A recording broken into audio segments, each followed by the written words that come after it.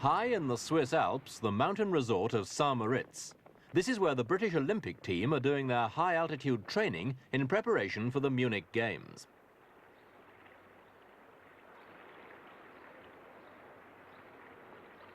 It was during the Mexico Olympics in 1968 that the effects of altitude on athletic performances were fully realized. Since then, top-class athletes all over the world have included high-altitude training in their work schedules as a means of increasing their speed at sea level.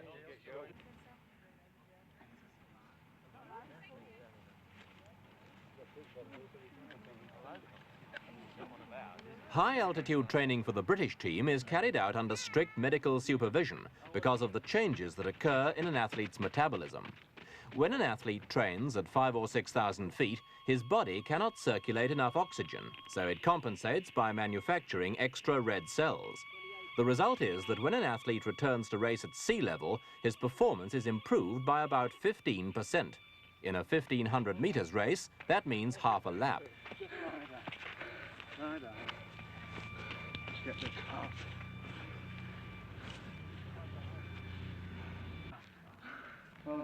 All athletes improve after a period of high-altitude training, but it's clearly the middle and long-distance runners who gain most. So just relax now. Two British middle-distance men who will probably be among the medals at Munich are the Stewart brothers, Ian and Peter from Birmingham.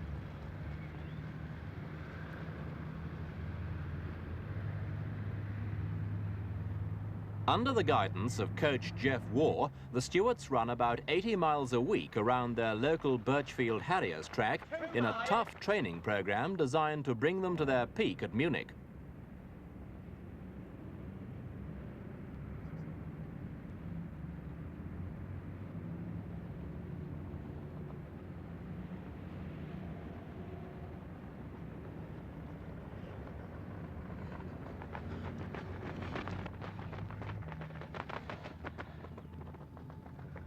Both brothers will arrive at Munich with formidable reputations.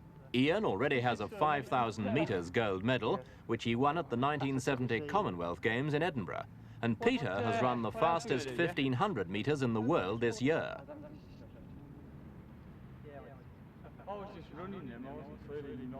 After one of their training sessions, we asked Ian Stewart how much help he got from being able to train with his brother. I'd probably say it helps very much, really. You know, you've got, we train most of the time together. Most of our mileage is done together in the winter.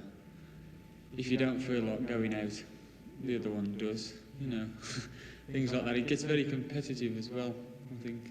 It's perhaps a bit of a disadvantage when he gets too competitive. We've had to learn to watch it, because Ian tends to, when we train, Ian tends to run half a yard in front, half a stride kind of thing in front of me, and I find that if I just move up a bit, he just moves to this nominal half a stride again. Inevitably, you're running flat out down the road, so we tend to, I tend to accept the fact that he's going to run half a yard in front of me and stay where I am. But you're pushing each other, are you? Well, to a certain extent we do, but the big motivation is the fact that it's inevitably you have your ups and downs. You know, you feel rough, you don't feel like going out, and then he'll come bouncing in the house after work and say, "Oh, come on, we're going out training on a thing," and of course you've got to get up and get out. And when you get out on the track, occasionally you won't feel so good, and you'll run the first run of a series slower than you intended, and inevitably he's feeling better than I am sometimes, and he'll pick it up, you see, and vice versa. We don't always feel good. It's the fact that whenever one of us is down, the other one tends to be up, and he just drags you up that little bit to keep you at it all the time. To get to the top in these events, an incredible amount of work has to go into it. What's the motivation for you? Why do you do it? It's very self-satisfying, I think. You know, it's more of a thing where you don't sort of go about the street shouting about it. But I mean, if you run 20 miles in a day, you can feel very satisfied at the end of the day, that sort of thing. And simply because you like running. Another thing is basically we enjoy it. We like running, and we're good at it, and you like doing something that you're good at. Is winning very important for you? Yes, yeah. You know, once having won an event, no matter what level it is, you're not happy to come second. I mean, it's the county championships. One year you win, and because next year you're not happy for second in the county championship, and so on. You work up the ladder. Do you run more against the clock or to win? No, I run races to win. I run against people on the track, you know. I don't run against the clock. I mean, as far as I'm concerned, it could be 13 minutes or 15 minutes. It wouldn't. So long as I'm over the line first, that's all I'm interested in.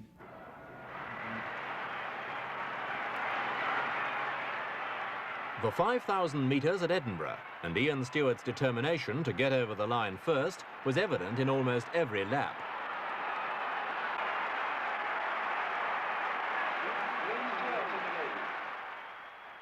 Favourite to win was the Olympic gold medalist Kip Keino from Kenya.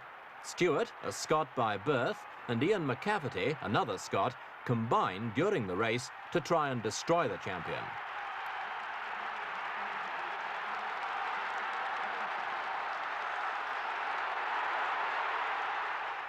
The teamwork paid off on the last bend. Keino was beaten and the Scots fought for the gold.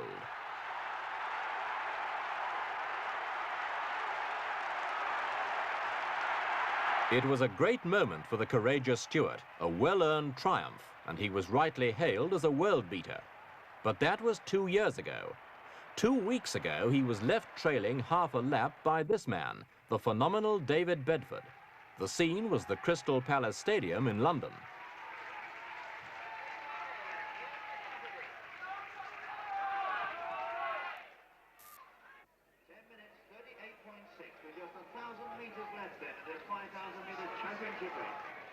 Bedford, the European record holder at 5,000 metres, had had a series of race failures and was determined to stake his claim for an Olympic place.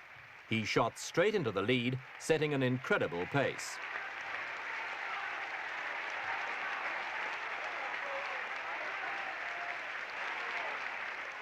Halfway through the race, he'd left the Scots, Stewart and McCafferty, a long way behind and was nearly a lap ahead of the rest of the field, 15 of whom had Olympic qualifying times themselves.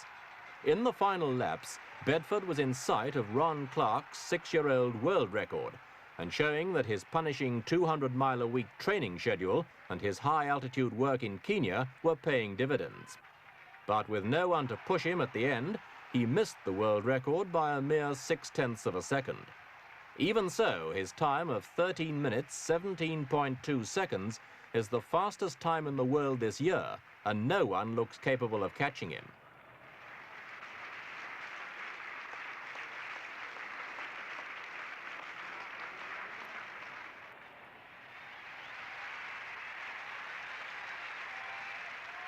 Less than 24 hours later, Bedford was again on the track, this time running the race he's really good at, the 10,000 metres.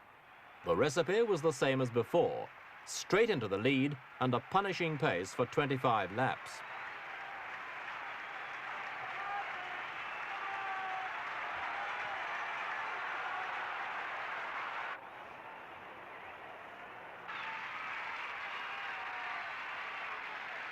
For the first 5,000 metres, he was inside the world record schedule, but without help, the chance of the record slipped away.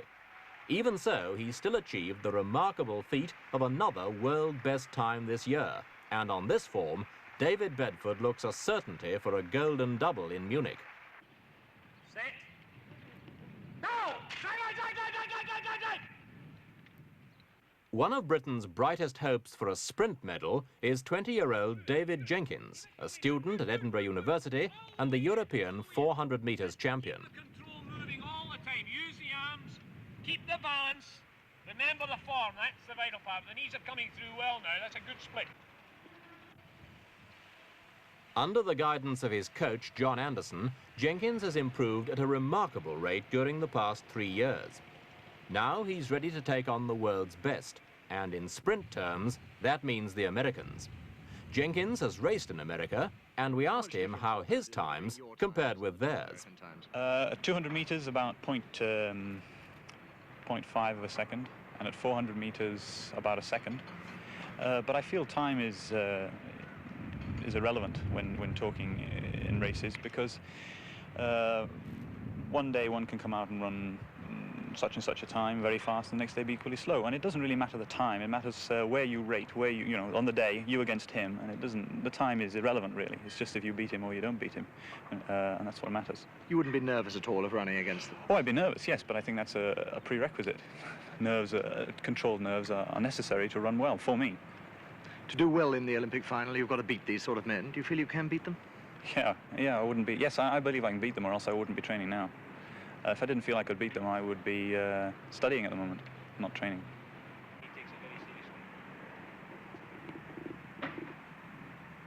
Well, that's looking very smooth. That's it, that's good. At 6'3", Jenkins is tall for a sprinter, but he's immensely strong, and with a 3-metre stride, he's very fast. A few weeks ago, he broke the British 100 metres record, and on his favourite 400 metres, no one's ever beaten him.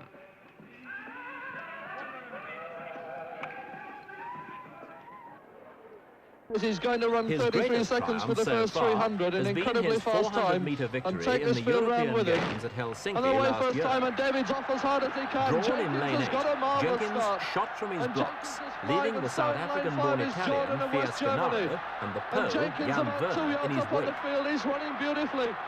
Jenkins looks fantastic. At 100 metres, his in time lane 2, was Herman Cole of 10.9, West Germany. In and at lane 200 5, metres, Jordan of West Germany. 21.3. Round the 200 about 21.3, and Jenkins is leading the field, but Jordan of West Germany is coming through. Jenkins will be leading off the bend down the home straight. It's On the final bend, he was 3 metres ahead, but Fiascanaro and Werner were closing He's got fast. the rest of this field. Come on, David. He's got 2 yards on this field. It's fantastic. He's going to do it. He's going to do it. He's done it. He's won At the the title. tape, it was desperately close. 45.5 seconds, a new British record. It beats my British record. He's done it. That's unbelievable. 45.5. It must be a British record. Unbelievable run by David. He went off very, very fast, and he came through and won it. Oh, that's Jenkins unbelievable. didn't believe he'd won at first, but he had, He doesn't and want his to know time of about photographers. 45.5 seconds He seems was to nearly a think he might have second lost it on better the than his line. personal best. Oh, wasn't that fantastic? What a brave run. He gave it absolutely everything. I don't know whether he thinks he's Here it lost is it on the again line. in We're slow waiting for the motion. slow-mo replay. Jenkins is out in front in lane 8. 8, 3 metres clear. And he's got a Fiascanaro colossal is in distance on lane the rest 6. of the field. He's really run them off their legs. He's about 3 yards up. Fiascanaro of Italy coming through in 6, and Jan Werner in lane 7. But I'm sure Jenkins must have taken it on the line by about a half a yard. There he is from At the tape, Fiascanaro it was of a Italy. photo Third finish, place, Jan Werner. and Jenkins Fourth had place, won the Finn. by the And incredible a new margin European of champion. 400ths The of a last British second. champion was Robbie Brightwell in 62, and Jenkins has done it. Fantastic. The quiet man of British athletics is David Hemery, who won the 400 metres hurdles at Mexico in the world record time of 48.1 seconds, 7 metres ahead of his nearest rival.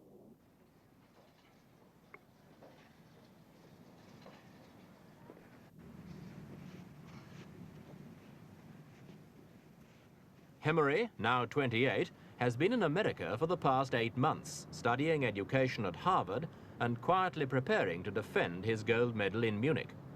He's been training on the same all-weather tartan track on which he trained for Mexico.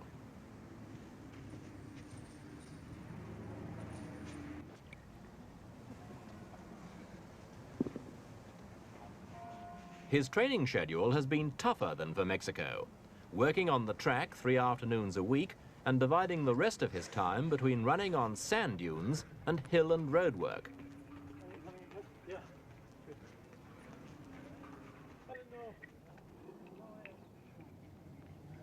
In a 400-metre race, there are 10 hurdles. At Mexico, Hemery employed a 13-stride pattern to the 6th hurdle and then 15 strides to the end. It's a pattern that's been adopted by the world's top hurdlers, but now Hemery, with the aid of his American coach Bill Smith, has been trying to switch to a 14-stride pattern on the later hurdles, which would give him even more speed. Because he's not had many races this year, Hemery won't be favourite at Munich. But did the prospect of defending his title worry him? I try not to think of that at all. All I'm trying to do is to better my own times. If you start worrying about all the opposition too much, you have to have a healthy respect for them, and I do, more than healthy. But I think it's self-improvement has to be the main incentive, rather than trying to beat somebody else, which I dislike, thinking in that vein. I'd rather think on the positive lines of trying to do better myself. Has it been harder, though, the preparation, the fact that you already have won a gold medal, you are the champion? Is it harder to defend a title than to attack it for the first time? I'm not sure. I think to get the incentive to go on was probably the most difficult decision to make.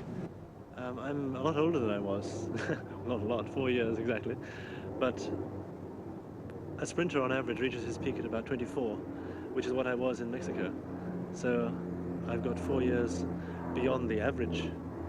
I don't know if that'll go against me. I'm hoping not. I'm hoping that the strength and stamina element will come into play more. Do you want to win as much as you did 4 years ago? I hope so. I haven't had competition in this event since Mexico in '68. I'll find out. I still feel competitive. Which is more important to you in running? Is it the sport in itself? Is it the winning of a race or something more? The sport in itself and the expression of your natural talents, I think. It is a self-expression. All sorts of sport is. To make an Olympic final or to be an Olympic champion, how much work have you had to put in this winter? How hard is it? It's very hard going through the winter here in Boston because the weather is absolutely atrocious. And the coach on this side of the pond, I have Billy Smith over here and Fred Housen in England. But the coach here decided that the hardest way was probably the best way. And he asked me not to go indoors at all during this winter. So I've been trudging through the snow and many miles along the banks of the Charles River and up hills and in sand dunes to try and just prepare for this coming season. Have you pushed yourself further than you did before Mexico? I've done a considerable amount more, but whether that comes out in a better time, I have no idea. But is that pushing your own limits further back? I'm not sure. It's very difficult to compare. All I know is that the training diary from '68 to what I've done this year, I've done more this year. I hope it comes out in a better time, but I have no way of knowing. The Olympics still. Up to now, Britain's Olympic track record has been a poor one. But this year, Hemery is not the only one who signalled he'll be there at Munich when it matters.